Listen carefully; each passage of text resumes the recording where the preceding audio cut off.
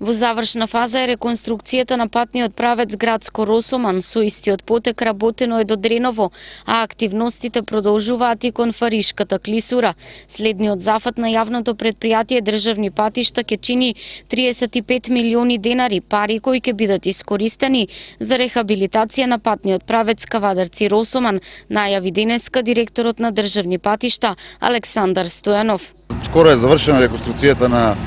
регионалниот пат што иде од Градско до Росоман, значи од Росоман до Дреново го направивме, а се продолжи од Дреново се до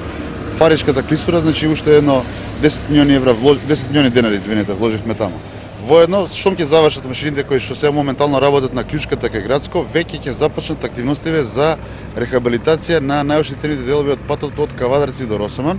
Значи, вредноста на таа инвестиција ќе изнесува околу 35 милиони денари, а ќе бидат рехабилитирани вкупно 5,5 километри од тој пат, така да очекуваме да во овој регион имаме една, како да кажам, побезбедна и поудобна патна мрежа, а секако и ќе се постават и нова сигнализација на постојниот пат, што е веќе направен, како и на тој таму. Директорот на јавното предпријатие Државни патишта заедно со министерот за транспорт и врски Владо Мисајловски и градоначалникот на општина Росоман Стојан Чалазов денеска направија увид при градежните работи на експресниот пат Градско Прилеп.